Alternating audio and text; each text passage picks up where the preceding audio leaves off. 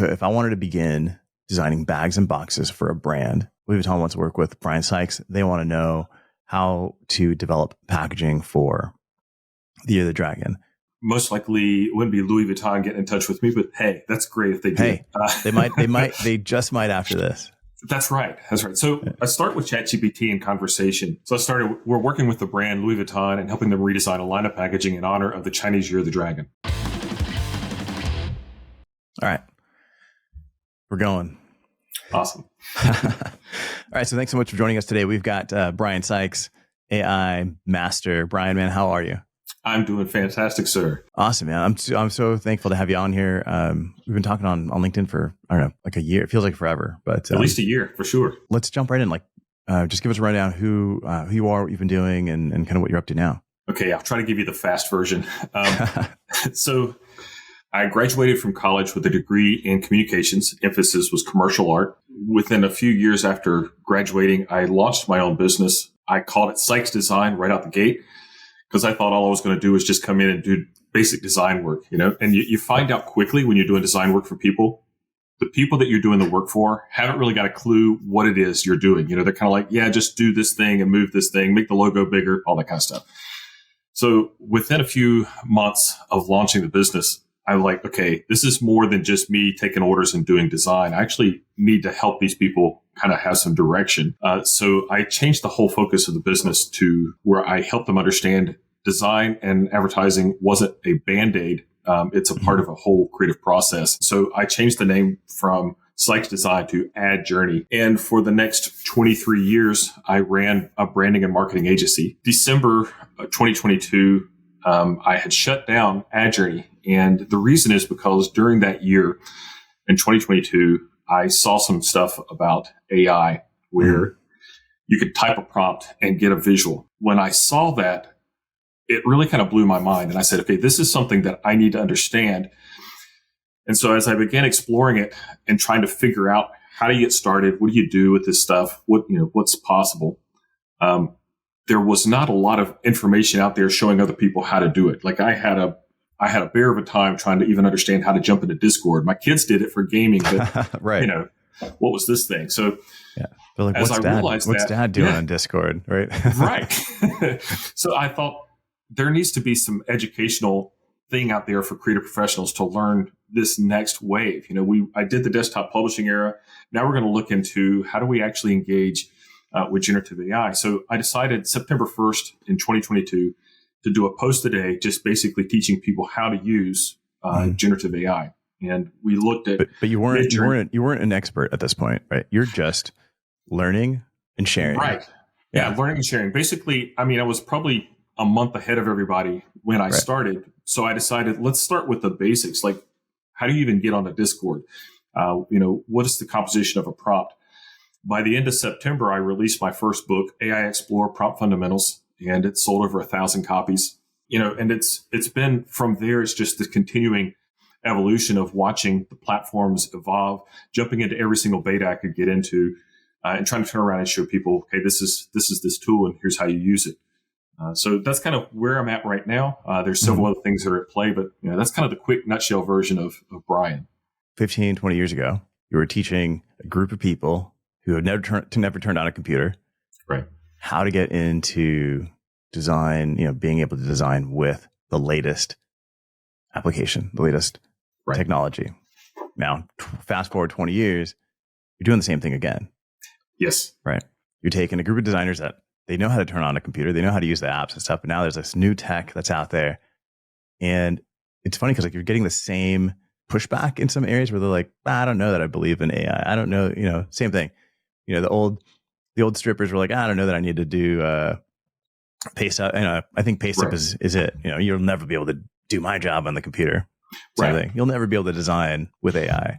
That's nuts, man. You're doing it. You've done it twice in your lifetime, which is amazing.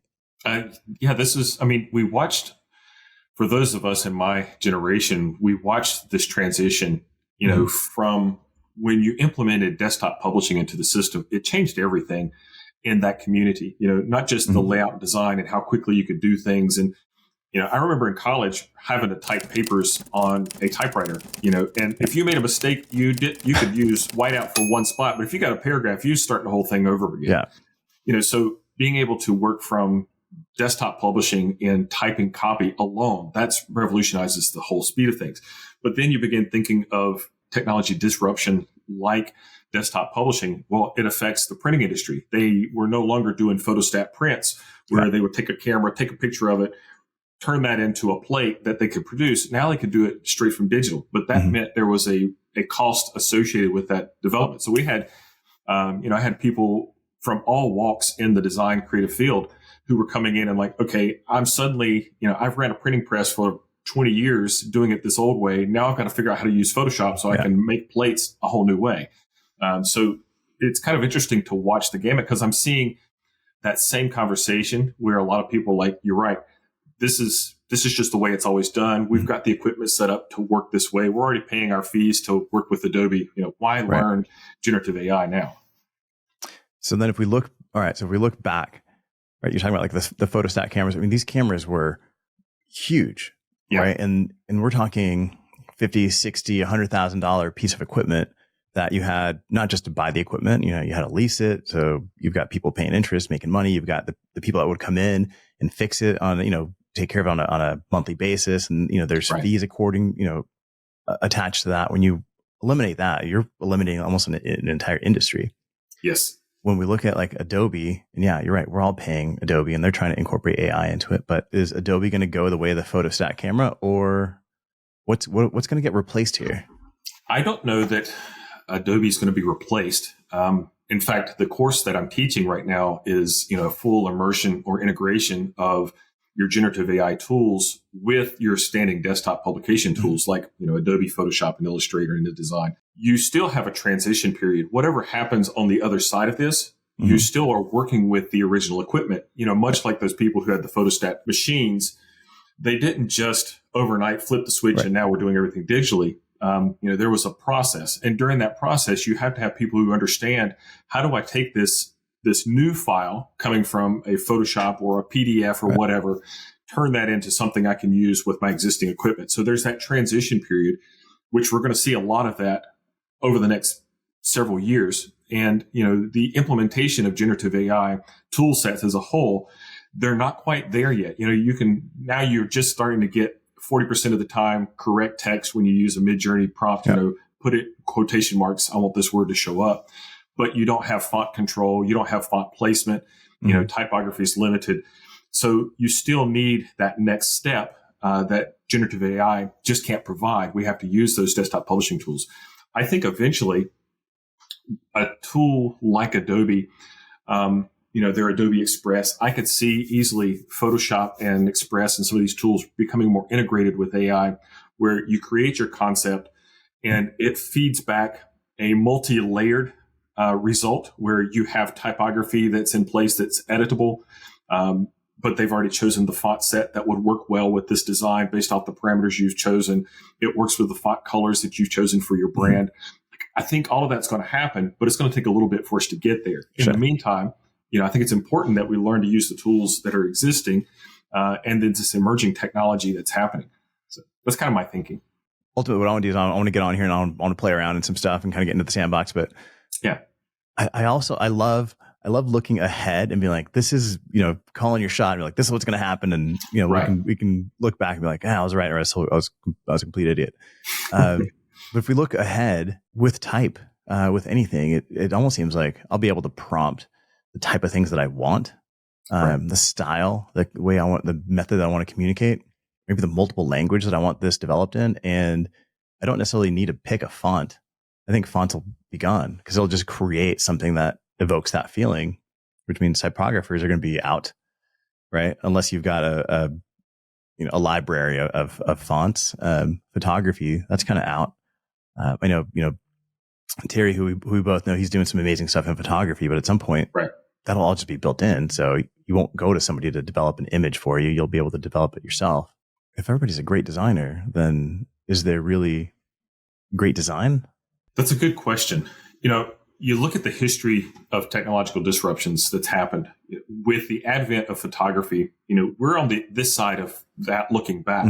And so our perspective of what made a great photographer, when you see Matthew Brady, who took the pictures of the Civil War, you look at Ann Leibovitz, you look at any of the great photographers through time. When photography first hit the field and became a viable tool, it replaced a lot of people's work initially. And that initial work was creating photorealistic, and I'm using that term, photorealistic images with painting. You could do it with a camera, and it changed the speed or the process. I could take a picture with a camera, and it was so much faster than me sitting in a studio trying to, create that image. But what happened is, just because you've impacted that segment of the market, it doesn't mean you've gotten rid of people who paint pictures. You end up with a whole different genre of image making that took place. You've got Pablo Picasso, who comes along, who was trained in the School of Masters, learning how to create these, extremely good photorealistic images.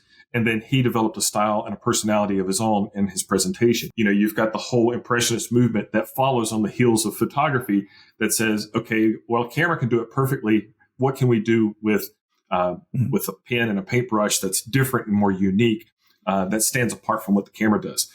And so I think we're going to see that same shift take place in regards to design. Just because a tool can do it quicker, faster, we won't use it in the same way. In other words, creating fonts and creating images, those still have a pertinent place to play, but the role might be different. Its functional will take a different look and feel as we move forward. The definition of that is something we haven't necessarily seen as of yet. Paintbrushes and canvas are available today for anybody, so anybody can paint. Right. It's not going to be a Picasso, right? Doesn't mean my neighbor's going to be a Picasso. Doesn't mean I'm going to be Picasso. Right. Yeah. So just because the tool is available to everybody doesn't mean that everybody's going to be able to do it the same way. So right. And the same thing with the generative AI, learning how to communicate with it and expressing a vision. Story is becoming more and more pertinent as we move into this space. What is the story your visual's telling? Just because it's a really good looking image, if it doesn't move you from A to B in your storytelling element, then it's kind of just, it's eye candy with no purpose. We're kind of inundated with eye candy at the moment. That's kind of where we're at. Yeah. So, all right, man. So if we kind of like jump into AI, into this AI conversation, sure. What are the tools that you're working in today? IDP Direct, pioneering factory direct sustainable luxury, packaging, logistics, and design. They're not just manufacturers, they're your partners in eco-excellence. IDPdirect.com. If finding your spec data is a wild goose chase around your office, you've got a data problem. SpecRite is the only cloud-based management specification solution that every brand needs. Because if you don't spec right, you'll spec wrong. Well, I've got active on my desktop right now. I've got ChatGPT and Midjourney. Those are almost always open. I play with Leonardo. I look at DALL-E 3. I'm also using the video tools like Runway and Pika Labs. And I'm always exploring other platforms. I love what you can do with 11 Labs on the audio side. I love integrating some of these new tools that can be integrated into existing tools. Like I love the generative fill in Adobe Photoshop and playing with that, manipulating, what you can do with that. The generative fill on Adobe Illustrator is not as great to me. I think it's one of those things that's kind of a neat start. It'll get there. But just kind of seeing what all is available, so I can kind of point creatives to say, hey, take a look at this tool. I think this could be an asset. You'll hear every once in a while airplanes and helicopters fly over. I'm near an airport. Dude, so am I. So I'll hear that. I'm like, oh man, is that me? Yeah. The Adobe Illustrator one isn't great. And the little window that kind of follows you around as you're working. Yeah. I hate that thing. I just shut that thing off. I was actually working in it this morning and I was like almost threw my mouse at my screen. Cause like sometimes I'll be drawing with a pen tool. I'll be clicking around and then I'll click off Yeah. Right. I'll click off of it just to like look at what I'm doing. Every time I click off, I always click below it, which is where that stupid window is. And it would be like, oh, it's going to change the point size. It's going to change. I'm like, no, I don't want anything to change. Just get out of my fucking way. Yeah. You can change and lock that to a position on your screen if you like. Yeah. But I was having issues this morning where it was like my Illustrator kept shutting down. So every time it would restart, then it wasn't locked. And I'm like, God damn it, I keep forgetting. But no, man. So I'd love to kind of like just share my screen here. And what I'd like to do is just like kind of go through your kind of workflow. Like let's kind of just talk through like how would you approach Louis Vuitton's packaging, right? You've got their bags, their boxes. So if I wanted to begin designing bags and boxes for a brand, like that's one thing. Now, if I want to make this relevant to a particular campaign, where today it's everything they're building for China's the Year of the Dragon. Yeah. Right. Which they've got some beautiful sculptures. They've got some paper ones, and they all have like their own different style, but they all have some kind of connective tissue between all of them. Right. This hits your desk.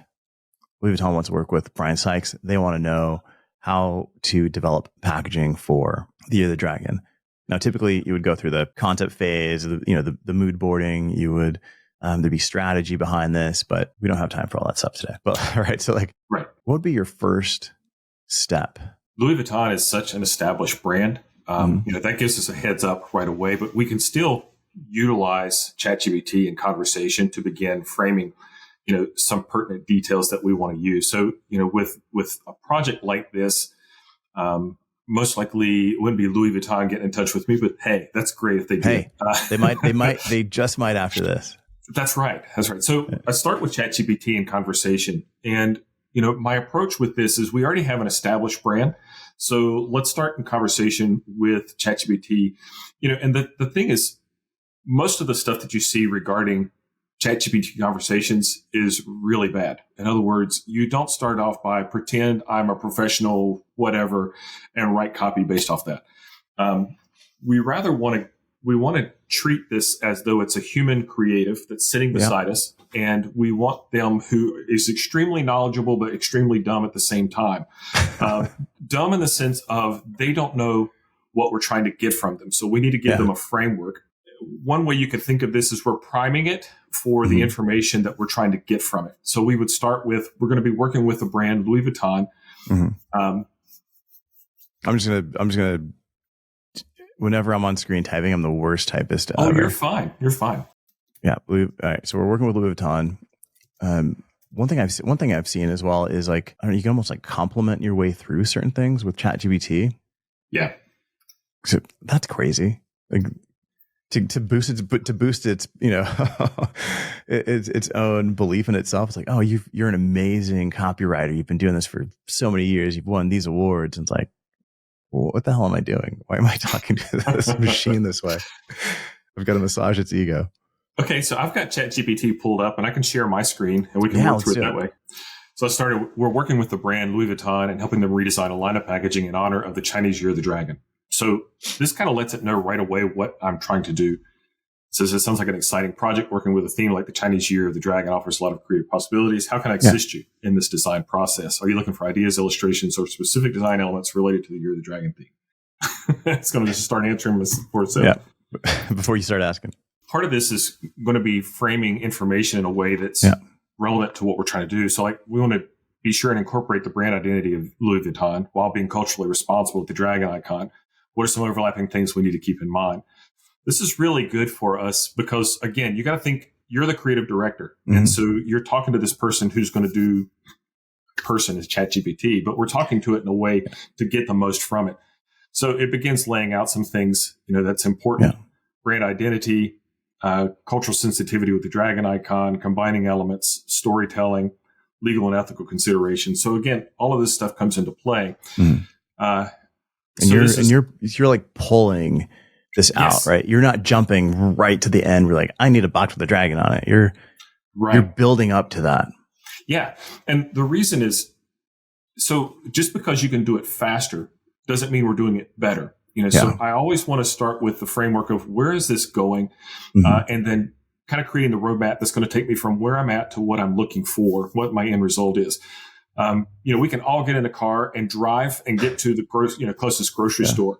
But you can take that route a whole bunch of different ways. If you've lived there for a time, you know how to get from where you're at to your closest grocery store pretty quick. And if you're sending somebody directions, you're not going to run them all over town. In the same process, we want to approach this. We want to get there directly, but also we want to do it in a way that's going to be the most effective and efficient. So with this, we want to cover all the things that's important. So it kind of tells us some stuff we already know. Iconic monogram. Yeah, I know that. Luxury and elegance. So this is really good to kind of think about, okay, so because this is something of relevance, how do we want to incorporate, the dragon in our artwork? So this is something for us to be considering and then thinking about that. Like to go with this, just starting with point one, with iconic monogram, luxury and elegance. How do we incorporate the stylistic elements of the Louis Vuitton while bringing in the dragon and yet not cheesing it up or making it look cheap? That's an important consideration. So that might be the next question. I want to, this is sort of like simple questions, but we want to have a conversation that's going to move us in where we're going with things. And this is really good because we could take this design idea, if we have a graphic designer, to say, hey, here's the structure that we want to go with. Minimalistics and abstract design. Great. And this is what's kind of fun is because we're going to prompt this with Midjourney, we can say, okay, minimalistic and abstract design. I'm going to let it keep typing, but I'm going to type on top of it, So I said, who are some excellent designers and illustrators who best represent minimalistic and abstract design? Sure. It gives me some references. Now, with this, I don't say that what we should do is in Midjourney, prompt and say, made in the style of Dieter Rams, Massimo Vagnelli, Milton Glasser, Paul Rand. That's one way you can approach it, but it's also often a bad idea with Midjourney. And here's the reason why, is even though Midjourney can represent certain styles of an artist, your representation is going to be limited. It's because when Midjourney is basically programmed to look at images, it's been presented with, hundreds or thousands of images, and that the label is stamped on it. This is the style or the look. Now, if you've used the describe feature in Midjourney, you'll find that when you say describe and you drop in an image, it's going to give you 4 different variations. And most of the time, those variations are all over the place. They're never on point perfectly. So a better approach is to literally jump in and break down, what is the style? How would you describe the style of this particular artist? And that gives you a better framework because then you could say, using this visual, these cues, these words, because this is really what Midjourney is. It's a text-driven prompting. I want to take the way you describe that and apply it. So, for instance, Dieter Rams, using picturesque and colorful terms. So what I love as I'm seeing you kind of type this stuff out is you've developed your methodology of how to communicate with this person, right? With ChatGPT, because honestly, sometimes I feel dumb, right? When I'm sitting here typing into chat, I'm like, I could just ask it for what I want, but for me, it's a conversation. And I feel silly explaining this to people sometimes because they're like, no, you just say, make me a menu or make me whatever. And I'm like, no, that's not what you want. You want to, it's like you have a dialogue with it. Yes. Because you're trying to pull information from it. But 2, you've got to be a part of this as well. And when I'm typing, I'm also thinking of like, where am I going? And I'm not like, give, XYZ, give me a result. It's like, here's this. It might give me something back. I might fine tune it. And as I'm going through my head, I'm like, oh, maybe that's not what I want. Maybe I want to kind of change direction, or you're evolving the design as you're working, because it should be a conversation. Just like, you and I are talking, you may say something and it triggers something else. Right. It can't be a, give me this cheeseburger and you get the cheeseburger. It's like, you need to be a part of that process. Yeah. I mean, thinking about cheeseburgers alone, around where I live, I've got Five Guys, I've got Freddy's Burgers, I've got McDonald's, and several other fast food chains. And then there's a local steakhouse. Now, Give Me a Burger has a lot of implication of choices that are going to come, to the table. In the same way, we need to think that in regards to the design we're going after. The more we give to the AI to come up with for us, it's not really coming up with this. Mm-hmm. It's actually looking at the mass collection of everything that's ever been fed into it. And it's basically making decisions based off of the common status. It's not really reaching and coming up with something new and fresh. So when we are the driver, we can then impose our personality, our will, in the creation of something new and fresh and exciting. That's where we're going to get the best results. Yeah. So it gave us a really long breakdown, which is good. Form and structure, color palette, texture and details. These are all fantastic. What I want to tell it now is simplify this. Now, the reason I'm telling it to simplify is because the application will not just be inside of, a ChatGPT, but working with it inside of this way, it allows us then to kind of go, okay, take all of that, compress it down, and then turn it into a visual. Now, DALL-E, its visuals are not usually as on point as what I like for, a finished result, but it's a good starting point. Plus, we can see the prompt that it uses to create this image. Okay, so this is what it came up with. And, as you know, we can go inside of here and we can see, the prompt that it created for this. Yeah. This is easy enough to copy, refine this, and streamline it for ourselves for use inside of Midjourney or what other application we want to work with. And the good thing also is like when we see something like this, we can say, this is great, but let's go with a pure black and white, or let's change this or whatever. You can keep that conversation going to refine it and go further. So this is a kind of a starting point and an approach that I would take inside of ChatGPT with a project like we're looking at. This doesn't give us, I could take this file, go into Illustrator and have it trace the image. I could go into Midjourney and prompt and play around with it and come up with some other options. But this is just kind of starting, and we've only looked at Dieter Rams when it gave us a list, of 10 other illustrators. We're going to take this and then let's say put it on a bag and have some general ideas of like where this can go on an actual pack.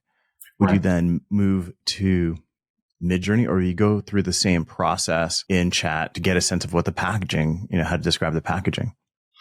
Yeah, I mean, you could work in that direction. If Louis Vuitton's already got some established bags that they're using, and we don't necessarily want to change their whole bag structure. Their logo is consistent. They've got a branding element there. So finding a way to implement this, probably my step would be to refine the logo or the design for this dragon or variations of it, and then work with existing packaging. Like you've got that mock-up with the Louis Vuitton bags. You could literally drop that into Photoshop, place some of these images into it easily, and you've got some quick mock-ups of the design. So that'd probably be the approach that I would take with it, but it would depend, of course, on what kind of feedback I had from Louis Vuitton to begin with. Where do they want to go with this? Right. And that's the part that we kind of forget too, is like we're seeing all these images of AI. They're like finished images of a Lego pack for, whatever product.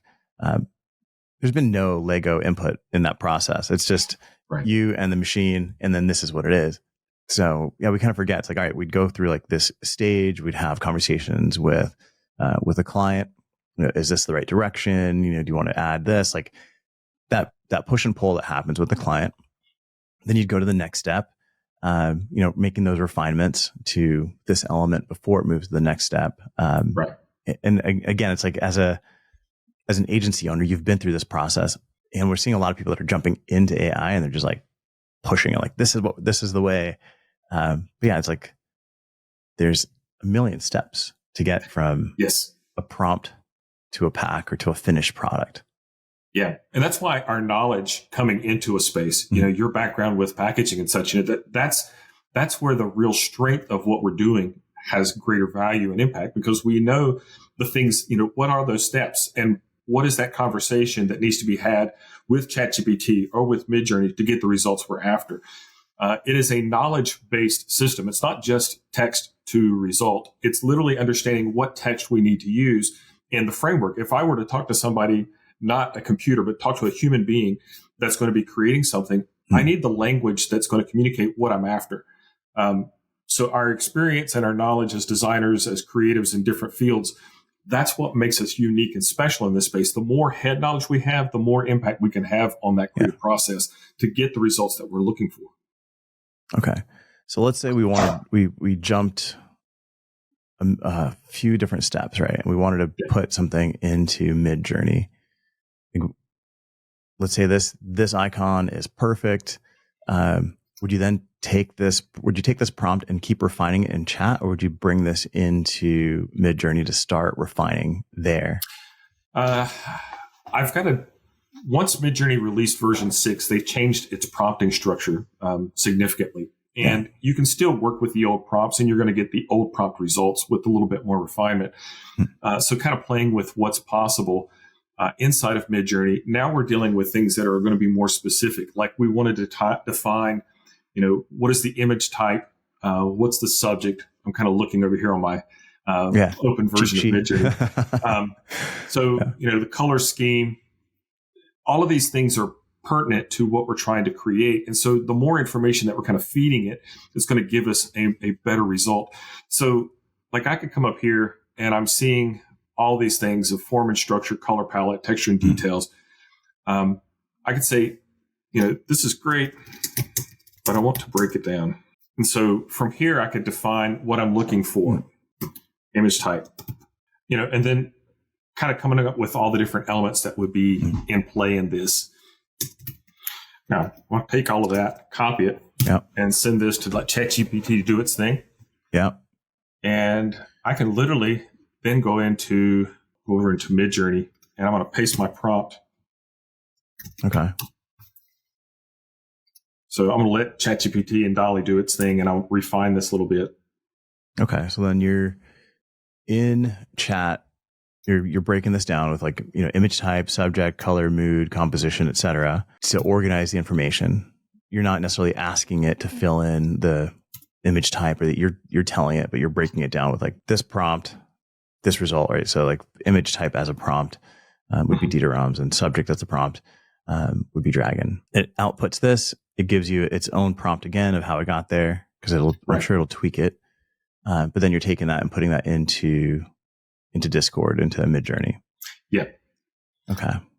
And if you could share that, it'd be awesome. I will pull that over here. I was playing around with Darth Vader tagging. So this is a rough, I would spend a little more time getting this refined for what we're going to be going with, but this gives us a good framework for a visual representation of some things that we can kind of play with. And as we find things that we really like, kind of like this guy on the bottom left. That's pretty cool. I was kind of digging the top left one. That guy's pretty sweet. It is pretty cool. The limitation with that, of course, is it's running off the page. And so with 5.2, I could take this and expand and zoom out and all that kind of stuff. And I'm limited with that. But I could actually take this image, number one, go into Photoshop and expand it there. Yeah, use generative fill. And then that becomes an easy element to kind of work with. So this is kind of, since we're doing this as a multi-process, I can go ahead and upscale both of those.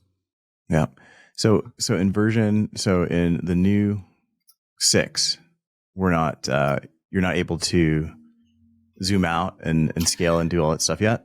Not yet. So we're still locked to 5.2, and even 5.2, if you're in the alpha, you're not able to use that, some of those features like the, where you can do basically, what is it called? It just left me for a second there. But in 5.2, we're able to select an image and then do vary region. But we can only do that inside the Discord. You can't do that in the alpha.midjourney.com yet. There is a place where that's going to happen. Okay, so we've got this image here, and it's pretty good. I like what's happening with that. So I could take and upscale it, subtle. And then we've also got this image, which is interesting, kind of clean. But we could easily go into Photoshop now with either of these images and begin working with them right away. So I'm going to let this first one kind of do its thing. And I'll open up Photoshop and we'll share that window. Okay. So then the change from 5 to 6, I mean, it's a huge change. And then everything else that's happening on the alpha side is a big difference as well. Yeah, I've been in 6 since it came out, but I do go back and forth. You'll see it says version 6.0 in the prompt.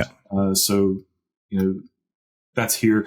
Yeah, for those who aren't familiar with how to get there, like if you don't have this set up, /settings, and you can see if it's available to you. It'll show up right here. If it's not, you're going to be in the default model 5.2. Yeah. Then we Actually, can kind of go back on and forth mine, with it. like, was it like 2 weeks ago? We bumped up to 6. Yeah. I know on mine, I'd put it in the settings of 6, and then every once in a while, I'd just get like 5.2 images. So I was just in my prompt, I'm like, all right, just V6, like, Right. Yeah, pushing, you can like, do it in this your is what I settings want. here, and it'll override it every time. But it's nice again because of the being able to pan and zoom out and other things in 5.2. If I've got an image that I'm going to work with something like this, I probably will start there because you're going to get a much better read and render inside of Midjourney than Photoshop's going to create right now. It'll do some good stuff. It's kind of cool. We'll actually take a look at what it can create. It's almost finished uploading, and I'll go ahead and open up Photoshop. Yeah.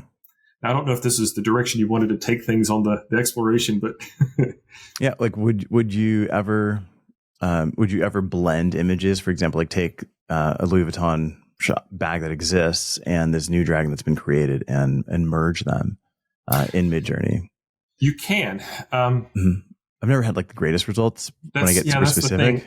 Yeah. So whenever I'm trying to do a blend like that, it's more for let's look at a couple different styles, and see what it'll create that's going to be new and fresh, more than trying to get it to create a true mock-up, because mock-ups inside of Midjourney when you're blending doesn't tend to work as well. If you've got a referenced image, though, like the Louis Vuitton bags or any kind of bag that you like, you can pull that in as a reference image and kind of use that as a base. Something cool you can do, and actually that might be kind of fun to play with. Let me share this back again. Okay, so I'm going to go into my settings. Let's see, I'm already in settings up here. So I'm going to go to 5.2. Okay, so it's been a little more time trying to get this just right. But for now, this is great. It just kind of gives us a mock-up really fast. And we can choose a design that we're kind of interested in. These are, instead of being consumer bags, they're more whatever. But this is kind of nice, the bottom left corner. So I'll take that one, upscale it. And because I'm in 5.2, then I got a couple things I can do that'll be fun. First, I'm going to grab this image, right-click, and copy the link. Okay. And I'm going to come down here to this bag. And what I want to do is I'm going to do vary region. And we'll just go this.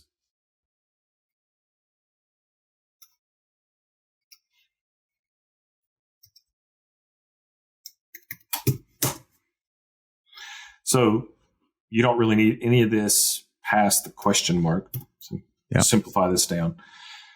And I could actually describe this, Year of the Dragon image. And go ahead and let it render out. Okay. So then just what you did was you created the bag image. Then in 5.2, you're able to modify a specific section. And then it's basically a marquee tool like in Photoshop where you're just kind of creating a rectangle and you can shape it around wherever you want it to. And then the changes will happen within that space. Yes. Then in the prompt, it gives you the prompt window that you can fine tune. So in there, the first thing that you're putting is the link. And the link was, you have the image lives on the web somewhere. And when you link that, it's so that it pulls that specific, it'll find its way to that image. And that's what you're bringing in essentially. So did you put the link to that image first at the top of the prompt or at the bottom of the prompt? Typically, all of your links go in the lead or the beginning of your prompt. So in this case, you'll notice that this does not look exactly like the dragon we had it before. So it's only a representative image that it's kind of referencing as an idea to kind of get the concept. So it's taking that, and then because I told it you're the dragon, I just kind of defined it a little bit more. I could go into more detail with that, but really, this is what it was able to produce kind of easily. Just kind of working for that. You'll see these other images, like they don't even look like a dragon or there's elements, but it's totally missing it. For anybody that's watching, like, Brian, if you were to spend, all right, so if we wanted to get a hi-fi image that you would present to Louis Vuitton, what kind of time are we talking about? Most of the conversation on the front side would consume the biggest portion of that time, making sure I'm getting everything that they're looking for specifically. once we get into this whole process, we're fast forwarding the whole conversation with ChatGPT just to get to that one thing. So I'd probably spend a couple hours just playing with ChatGPT and refining to get the best description that's going to help me with that prompt. My rendered results, again, this is looking from, really that's a low res looking image that's showing up inside of here. It's not bad, but you can see it's grainy and whatever. And I can take this and bring it over into Magnific or Crea, or whatever, and try to enhance the quality of the image. Better yet, though, would be that initial stock photograph of the Louis Vuitton bag that I could then go into Photoshop and drop in this graphic, and I could have a finished looking design in no time. With the result here, my next step that I bypassed in this is I would probably get my prompt and visual good and strong inside of Midjourney. When I've got that dragon image I liked, I would take it into Photoshop, clean it up, take it into Illustrator, vectorize it, and now I can take it back into Photoshop and drop it, onto the bag for clean mockups. And it becomes a strong visual reference that can be scaled to any size I need because now it's an Illustrator file. Yeah. So a good day's work. From start to finish, something you would present to Louis Vuitton, you're talking, 8-10 hours. Yeah. Yeah. And that's, and again, it's like when we're seeing all these amazing images online and people are jumping into Midjourney and they're like, my images don't look like that. Right. One, there's there's heaps of experience already, like even just building the prompt. And then there's the process, right? Like a lot of times, I know like Chris Branch over at like Artificial Inspiration, like they, he may do 100 of these Lego things and he's only releasing 5 or 6. Right. Right. So then people are feeling, oh my God, I can't achieve that level, that quantity. Like, how is he doing this so well? And it's like, well, he's kind of done all these at the same time. And he's got a bank of, hundreds of thousands. Right. And I'm sure a lot of people that are posting daily are doing that. Yeah. Because and we all kind of feel a little inadequate. We're like, oh my God, how the hell, I can't get there. Yeah. There's a lot that goes into it. Often I'll share my mishaps as much as I'll share my good stuff because I want to help people understand, you can get some really cool results, but also you're going to have crazy things that'll happen. And actually, sometimes I'll do an entire post where I'm doing nothing but talking about the problem that I had with the app. Because again, I think it's true. Those who are first jumping into Photoshop years ago when I was teaching, what's possible with what you can do in Photoshop requires a lot of time and attention to learn those skills. But I can show you, in 15 minutes how to totally upscale your game in Illustrator or Photoshop because I've spent so much time in it. Yeah. And that's kind of what I'm trying to do with generative AI is here's the fast track to get you some basic, tools that you need. If you want to do a deep dive, I've actually got a course for that. I'll help you learn how to implement this and how to think through this entire process so that you can now, it's not just about speeding up, which it does. If I had to go hire an illustrator to create this illustration of the dragon, that's a couple days of work. That's very meaningful and very quality driven. But if we're looking for a fast result, I've been able to fast track that process. And then again, for the illustrators, you don't have to throw away your skill set and say, well, shoot, there's no use for me. Yeah. Actually, there's more use for you than you've ever known. You're just going to have to refine that process. A great example is Peter Moorbacher. Take a look at his work. He's on LinkedIn. He shares often on Midjourney. But he's an artist who's embraced the whole generative AI aspect, who was established and well-known in the creative community. And his name is one of the most used names as a prompt because he actually gave David and the team at Midjourney access to all of his images to train Midjourney on. And then he uses that in his prompting and creation to launch to the next point. So he's found ways to utilize these tools to fast track his creative process. So I want to kind of go back a couple steps here. Yeah. All right. So you've got a course on how to do this, right? Like this, This is not a course. This was just like a crash course, just chat back and forth. If you're interested in like how to even get to this point, then definitely follow Brian Sykes. I'll have links in the show notes. I'll have a link to the course. Definitely dig in and figure out like how to even get started and how to level up your design capabilities. Right. It's not coming. It's here. So you better get on it quickly. But I wanted to ask you for Sykes, like how are you seeing this prompt order? Like when you're thinking of creating a prompt, like what's the steps? Let me show you I'll pull up one that's a little more in depth here. Okay. This is a version of how prompting can be different now inside of Midjourney version 6. And what you're seeing is a really deep down structure. So there's this option where it starts with, here's a basic overview of what this thing's all about. Mm-hmm. This is like the summary statement of what you're trying to create. Yeah. Then the next is a breakdown. And it's not written like something that you're sending to a machine, right? You've got of and the and as, and you're pretty descriptive. There's some storytelling there. Yes. And that's actually where the whole move in generative AI is going, I believe, is because it's a text-driven machine. You're definitely dealing with tokenization and limits to how much you can put inside the prompt word-wise. But the structure of this allows me to frame, specifically, this is what I'm looking for. And it understands the concept. So when I'm looking through this, it starts with this long description that kind of leads, this is the overall what I'm trying to create. Yeah. Then I break it down. It's like natural language. Yeah. And then I break it down almost like I would give this to a designer or a photographer or a creative who's going to be handling this. Now give me the details. Phototype. It's conceptual art, possibly for a story or advertising with a strong narrative element. Subject. The central figure is an anthropomorphic deer with a rack of antlers symbolizing the hunter, which suggests a role reversal. Color scheme. I'm breaking it down into each element so that it's not just here's what I'm trying to do. I could have stopped with this right here, the story, and probably been fine. But by breaking it down further and getting more specific, it's going to give me the results of what I'm after, and it's going to get much more on point. I've included color scheme, atmosphere, composition, lighting. And then, the wrap up with your parameters are still in play, which is aspect ratios, style raw, stylized, all those things. So this is where I'm seeing Midjourney really move towards for creating more compelling visuals. And then where in there are you telling it that you're looking for this photographic style versus like vector or painted or? Well, as I'm going through this, one thing I've got is it's phototype. Conceptual art, but I'm telling it, in there it's a phototype, and so that's kind of doing it. And also the details I'm using to describe the whole thing lets it know.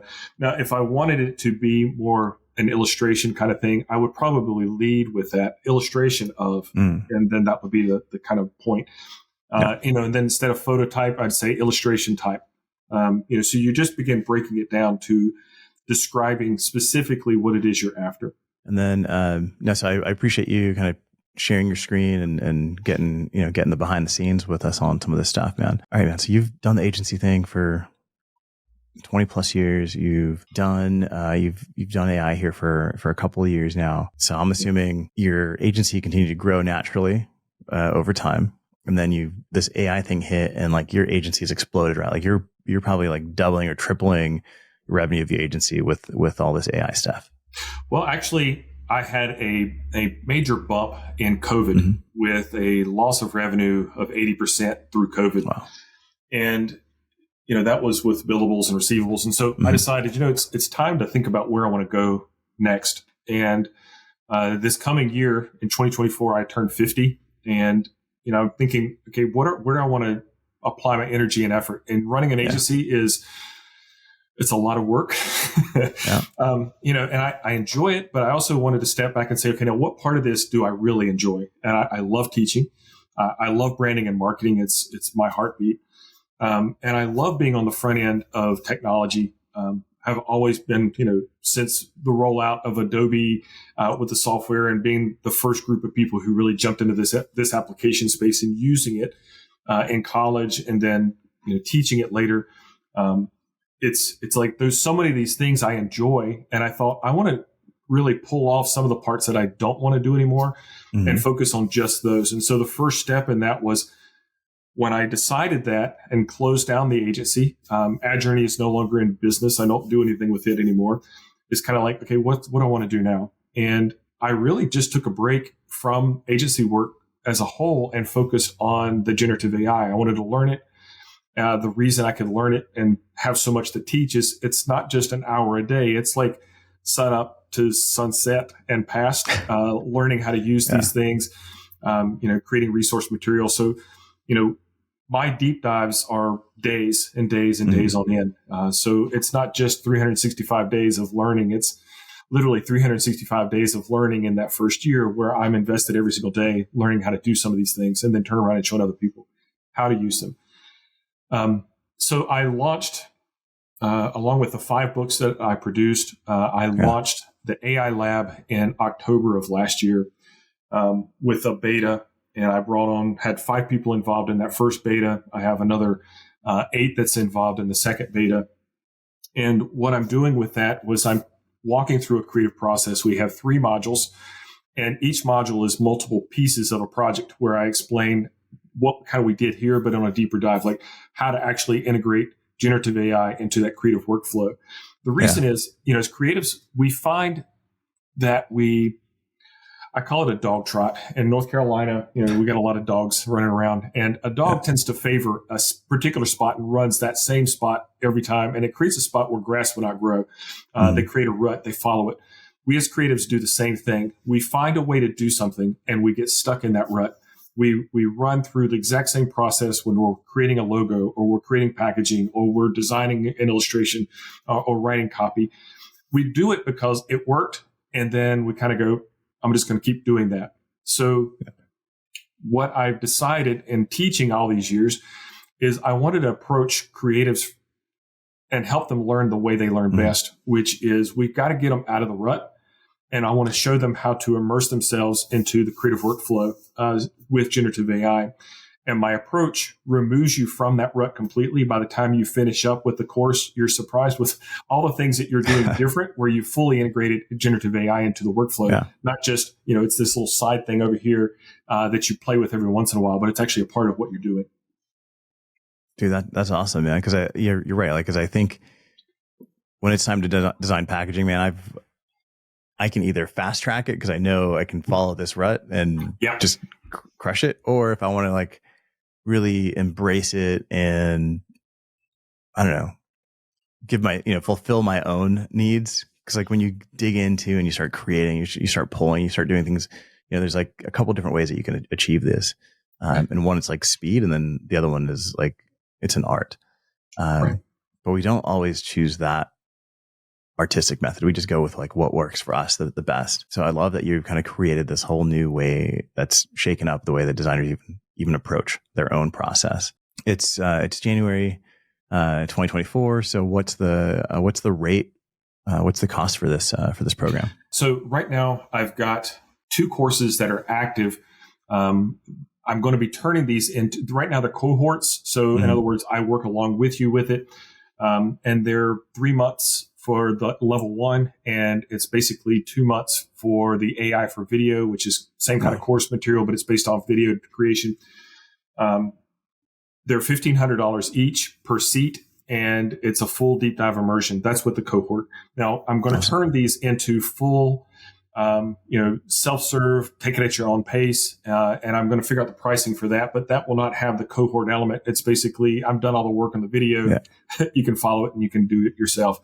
But both of these platforms that I've worked on will create a certification for you once you've completed all the coursework, and your knowledge base is going to be just amplified beyond belief.